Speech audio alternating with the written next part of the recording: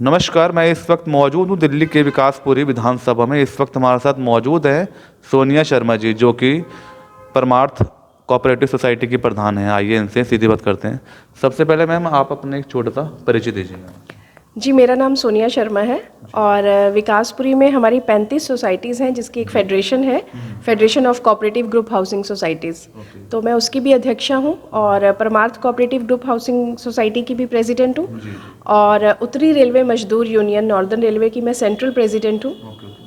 अच्छा, मैं जान लेता हूँ मैम, जैसे आप फेडरेशन में आप जैसे वर्क कर रहे हैं, जिसके आप प्रेसिडेंट हैं, उसके अंतर्गत 35 सोसाइटी आती हैं, तो आप किस किस एजेंडे पे आप काम कर रहे हैं? देखिए, हम लोग जिन सोसाइटीज़ का जो कॉमन इशू होता है, जैसे कि हमारी विकासपुरी के अंदर आज एक पानी की ज्वलन समस्या है कि पानी हमारी सोसाइटी में नहीं आ रहा, तो हम लोग इसको एक प्लेटफॉर्म पर लेके आए हैं कि फिर बड़े से बड़े राजनीतिक दल को भी इसके बारे में सुनना पड़ता है।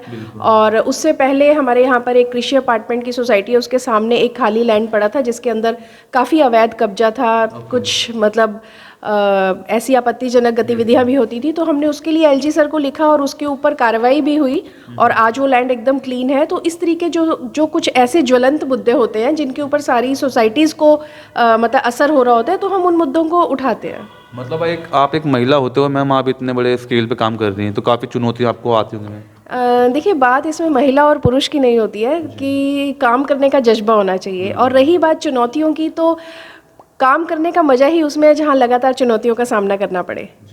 अच्छा, जैसे आप रेलवे बोर्ड से भी जुड़ी हुई हैं, जिसमें मजदूर यूनियन को लेके, तो किस किस तरह की समस्या आती है? देखिए, उसमें काफ़ी ऐसी समस्याएं होती हैं जो महिलाओं को काम करते हुए आती हैं। कि जैसे कि आप जानते हैं कि महिलाएं एक दोहरी भूमिका निभाती हैं, अपने घर पे भी और अपने ऑफिस में भी। तो जब हम लोग अपने कार्यालय में होते हैं तो कोई भी हमें ये नहीं देखता कि हम अपने घर पे किस तरीके की चुनौतियों का सामना करके अपने ऑफिस में आ रहे हैं। तो कुछ ऐसे हमारी बेसिक नीड्स होती हैं जो महिलाओं को जिसको ज़रूरत होती है। जैसे हम जहाँ काम कर रहे हैं वहाँ पर हमें शौचालय मिल रहे हैं या नहीं, पानी पीने की सुविधा मिल रही है या नहीं, चेंजिंग रूम्स हैं या नहीं, लंच ब्रेक्स हैं या नहीं, और कई ऐसी चीज़ें होती हैं जिसमें महिलाओं को कुछ हैरेसमेंट होती है। तो उन मुद्दों को हम ऊपर लेकर जाते हैं। तो इस तरह की समस्या आती है बन के? बहुत आती है। तो कैसे आप मतलब इन समस्या को उठाते हैं? तो देखिए, जो हमारी यूनियन है उत्तरी रेलवे मजदूर यूनियन, ये बेसिकली मजदूरों के लिए है, ठीक है। तो उसके अंदर क्या है कि जो हमारे महामंत्री हैं उसमें श्री बीसी शर्मा जी, उनके सामने हम अपनी महिलाओं की दिक्कतों को लेके जाते हैं, जिसके ऊपर कभी प्रशासन का ध्यान नहीं जाता। तो जब वो उस प्लेटफॉर्म पे जाके हमारी दिक्कतों को आगे लेके आते हैं तो काफ़ी हद तक उन समस्याओं का समाधान भी होता है। अच्छा मैम, आपका जो परमार्थ फाउंडेशन है, लगभग जो सोसाइटी, कितनी पुरानी सोसाइटी है? ये हमारी सोसाइटी 73 से है, 74 से बन रही थी और 77 में तकरीबन सबको अलॉटमेंट हो चुकी थी। तो इस सोसाइटी को लेकर कोई रेख देख को लेके ठीक है अभी आपकी, मतलब लैंड ऑर्डर? हमारी सोसाइटी बहुत अच्छी है। जैसे कि अभी पीछे एनजीटी ने एक मुहिम चलाई थी कि हर सोसाइटी के अंदर रेन वाटर हार्वेस्टिंग होनी चाहिए। तो जैसे कि आपको पता है, सभी सोसाइटी के अंदर सुपर सीनियर सिटीज़न लोग होते हैं जो कि इतना अमाउंट नहीं दे सकते। पर फ्लैट मेरे ख्याल 20-20, 25-25 हज़ार का खर्चा आता है। तो हम लोगों ने गवर्नमेंट से अपील की और फिर उसके बाद गवर्नमेंट की तरफ से फ्री रेन वाटर हार्वेस्टिंग बनाया गया हमारी विधानसभा की तरफ से हमारी सोसाइटी के अंदर। और भी कई ऐसी सोसाइटीज़ हैं जिनके अंदर रेन वाटर हार्वेस्टिंग का काम हुआ, सड़कों का काम हुआ और भी काफ़ी तरीके का काम हुआ है। सरकार की मदद इसमें रहती है सोसाइटी में? जी बिल्कुल रहती है। अगर आपको कोई काम चाहिए, देखिए, अगर आपकी सोसाइटी का जो भी प्रधान है या अध्यक्ष है, अगर वो ग्रास रूट लेवल पे जाकर कोशिश करता है, तो आपको पता है, where there is a will there is a way, जहाँ चाह वहाँ राह। तो महिलाओं को मैम आप किस तरह जागरूक करती हैं? जो भी महिलाओं को लेके भी काफ़ी परेशानी आती है, घरेलू या कानूनी सलाह, क्या उस चीज़ के लिए भी आप मदद करती हैं? देखिए, हमारे रेलवे की तरफ से एक वेलबींग प्रोजेक्ट हमारे हाथ में आया है, मेंटल वेलबींग जिसे कहते हैं। उसके अंदर हम महिलाओं को ये बताते हैं कि आप किस तरीके से आप अपने दिमागी स्तर को ठीक रख के, स्वस्थ रख के आप काम कर सकती हैं। देखिए, हमारे को मानसिक स्वास्थ्य घर में भी ज़रूरत है। जब तक आप लड़की या औरत या महिला कोई भी है, अगर वो मानसिक रूप से स्वस्थ नहीं होगी तो ना तो वो अपने बच्चों को देख सकती है, ना अपने परिवार को देख सकती है, और बाहर जाके तो काम बिल्कुल भी नहीं कर सकती। तो हमें डोमेस्टिक वायलेंस जो होती है उसके ऊपर हम काम कर रहे हैं।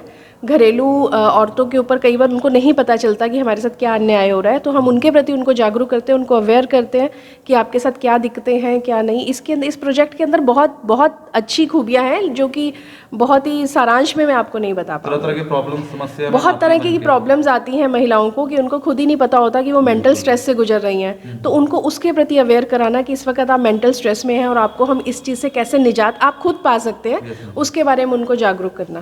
तो समय समय मैम जैसे आपके कल्चर प्रोग्राम्स अभी जैसे शिवरात्रि पे आ रही है, तो इस सोसाइटी में होते हैं इस तरह के कार्यक्रम? हाँ, इस सोसाइटी के अंदर बहुत प्रोग्राम होते हैं। हम करवा चौथ के ऊपर महिलाओं को फ्री मेहंदी का वो करते हैं, कल्चरल प्रोग्राम करते हैं, तीज मनाते हैं, और नवरात्रे आते हैं तो हम चौकी करवाते हैं। होली पे हम लोग इकट्ठे सब लोग एक ही जगह खाना खाते हैं रंग गुलाल के साथ, और हर त्यौहार को हम सेलिब्रेट करते हैं। अभी पीछे हमने दिवाली सेलिब्रेशन करी थी, पार्टी करी थी, तो हम लोग थोड़े थोड़े टाइम पर कुछ ना कुछ ऐसे प्रोग्राम करते हैं जिससे कि लोग रिफ्रेश हो सके। अच्छा मैम, जैसे आप कहीं ना कहीं जनरेशन आजकल जो युवा जनरेशन है वो कहीं ना कहीं नशे की तरफ या गलत तरफ या कहीं ना कहीं फ़ोन से अट्रैक्ट ज़्यादा हो रही है, तो क्या उनको भी आप कहीं ना कहीं अवेयरनेस या उनको कोई संदेश कोई देना चाहेंगे आप? जी बिल्कुल देना चाहूँगी। देखिए, सबसे पहले तो हमें ये जानकारी होनी चाहिए कि कोई आदमी नशे के प्रति क्यों आसक्त होता है। उसकी कहीं ना कहीं पारिवारिक मजबूरी होती है, कहीं ना कहीं उसे मेंटल स्ट्रेस होता है जिस वजह से कि वो नशे की तरफ जा रहा है। और दूसरी बात, मैं पेरेंट्स को ये कहना चाहूँगी कि उनको ये ध्यान रखना चाहिए कि उनका बच्चा 1 घंटे से ज़्यादा मोबाइल ना देखे, और अगर उस टाइम पे भी अगर वो देख रहा है तो माँ बाप को अवेयरनेस होनी चाहिए कि उनका बच्चा क्या देख रहा है। और जहाँ रही नशे की बात, तो नशे की तरफ इंसान तभी जाता है जब उसके अंदर डिप्रेशन होता है, तो हमें कहीं ना कहीं उस कारण को ढूंढना बहुत ज़रूरी है।